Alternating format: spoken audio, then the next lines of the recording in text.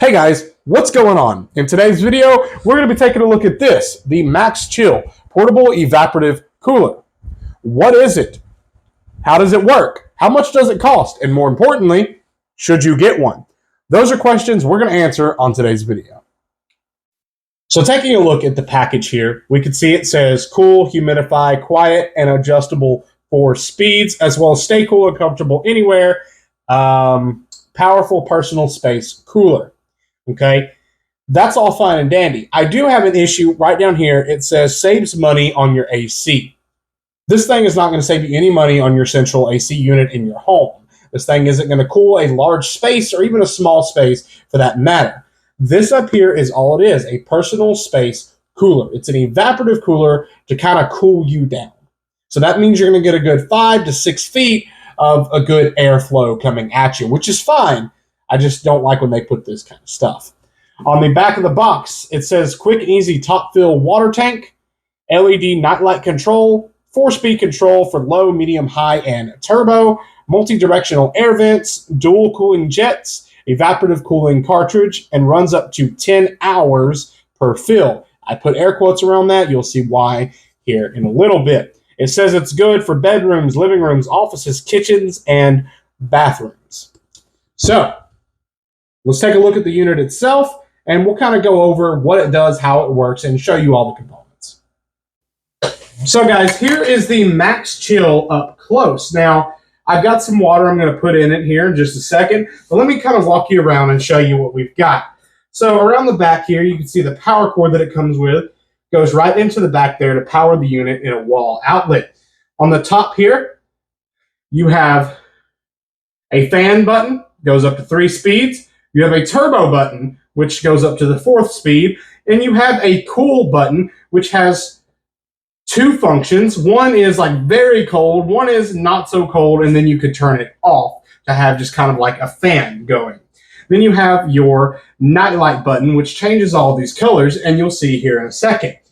Next up, we're going to pop this out, and you could kind of see the cartridge that we were talking about that it has right here. Now, what they want you to do with this cartridge is wet these, which I've already done for the video, in ice cold water, and then put it directly in here.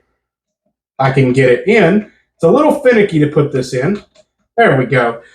Put it in here. Now, they do say for the best results, you want to freeze it, and we could test that out later as well. But we've just got ice cold water in here right now. Soak that up, and then you simply push your cartridge in just like that. Now for the top, you're going to fill this part up with water, which I have here, until you reach the fill line. And you'll see the fill line right here on the side. You close that up. Once you've got your water in there, you could go ahead and by pressing the fan button, turn it on. So what this is going to do automatically is this is going to put it on the 3rd fan setting, and it's automatically going to put it on the highest, coolest setting to have the thing start going. Now, what you want to do is run this for about a minute if it's new and let it kind of cycle and absorb that water. And I can go ahead and show you now. If we can cycle through different colors. If you want a different color, go ahead and get that feature out of the way. You've got a whole bunch of different colors to choose from. Leave it on the standard blue for now.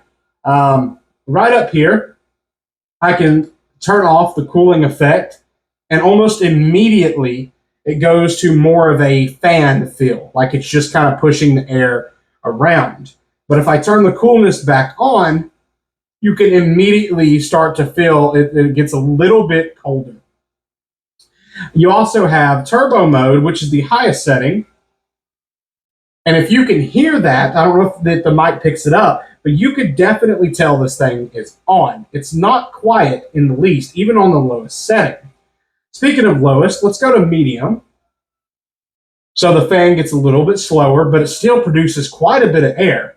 And then even on low, I'm still able to get air a pretty good distance to my body. I'm sitting about, 3 feet or so away from it right here, and I can still feel it fairly good. So that's how the machine works. We're going to flip back around, and I'm going to talk to you guys about the pricing again and whether or not I think this thing is worth it. from my personal experience. So, do I feel that the Maxx Chill personal air cooler is worth it? That answer is a bit of a double-edged sword. Yes and no. It really depends on your use case scenario, such as you're in a tiny little office space, you're gaming, or maybe you're out in the shed working and you need a constant flow of cold air to keep you cool. In those settings, this machine works great, wonders even. It's kept me cool in my little office corner right here. Where this is going to fall apart for a lot of people is those expecting it to cool off a room or a small little space, such as, like, let's say a little camper. You've got electricity running to it, and you want to plug this thing up, and you're expecting it to cool down the space. That's not going to happen. That's not what this thing is designed for. But to cool you off, to surround you with air, especially at a 3 to 4 foot distance here, it does its job, and it does it really well, especially if you add ice into the top container with that water.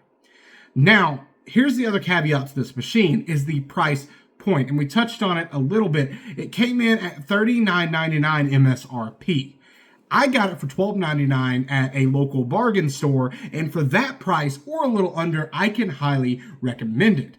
Heck, even for $15, $20, I can highly recommend it. But for $39.99, I would steer clear because there's just much better products out there that can do a much better job at that price point.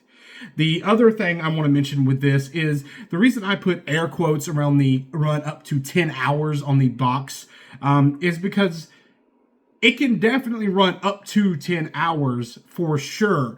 A lot of that comes in to what setting you have it on, so low, medium, high. Like if you have it on low setting and you don't have the cool thing at the top, priority at the topmost one, then yeah, it'll run for definitely around 10 hours. But from my experience on a low setting and even having it on the highest cool setting, it ran for probably a good 6 hours before all the water was gone, and it was just kind of pushing around the hot air.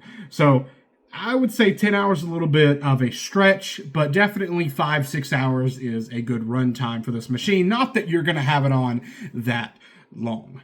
But guys, let me know what you think about this machine. Would it be worth it for you? Will you pick one up? Let me know in the comments. Also, if you want to see me review anything else or take a look at anything else, leave that in the comment as well. I'd appreciate if you guys like and subscribe to the channel. I'll see you guys in the next one.